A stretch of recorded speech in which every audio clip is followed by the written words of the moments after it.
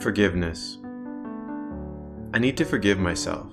In doing so, I will be able to forgive him. What does that mean? What it means is I cannot expect someone to be who I want them to be. I have so many expectations for him. We all have expectations for how people are supposed to behave. When it comes to parents, the expectations I have for them is to love you, care for you, and do everything possible to avoid causing you pain. What is love really? Can we love someone and hurt them at the same time? Can we love someone internally and not actually show them? I guess what I'm wondering is love an action or a verb? When we talk about emotions, it's usually in the moment. For example, when you're scared, sad, angry, typically it takes place in a moment when something is making you feel that way. However, when we talk about love, it's much different. If I say I'm loved, what does that mean? Can someone love me for a moment like someone can scare me? Love is different. Love isn't an emotion, it's actions. So if I say I'm loved, it means that someone does things that show me that I'm loved. Love is actions over time. It doesn't take place in a single moment. So why do I need to forgive him? I've been hurt. Someone I expected to love me didn't. Instead, he told me he loved me and then did the opposite of love. He played with my heart. He came and he left without telling me why. He promised me things and didn't deliver. He wasn't accountable. I remember there were times in my early 20s when I was playing college basketball. I'd be in the shower having shower thoughts. You know those thoughts you have when you're not distracted? Typically we get out of the shower and forget them. The thought went like this: if my father was there just to guide me and work with me in those crucial times in my life, I'd be playing Division I basketball. You might wonder, why is that a big deal? Well, at the time, basketball was my motivation. It focused me on graduating high school.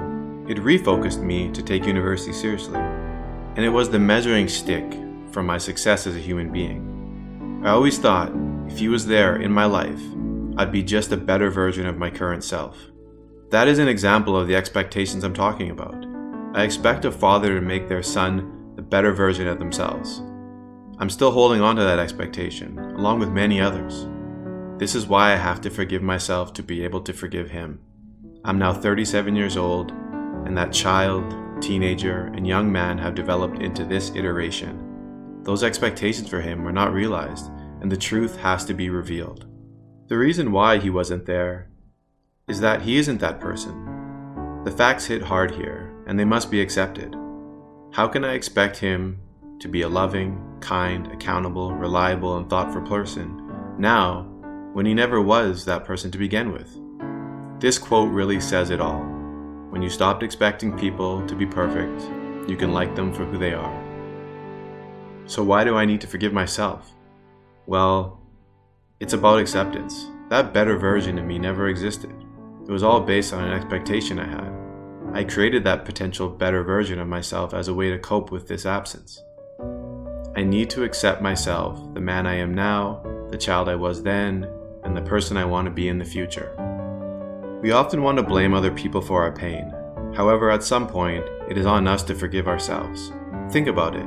Are you really expecting the person who caused you that pain to now come and take it all back? The only way to move forward beyond the pain and anger is to forgive. The thing that most people don't understand is that the forgiveness we need isn't with the person causing the pain. It's with ourselves. So I say this now and promise to do everything moving forward. I will stop replaying those expectations. I will accept him for who he is, and I will forgive myself.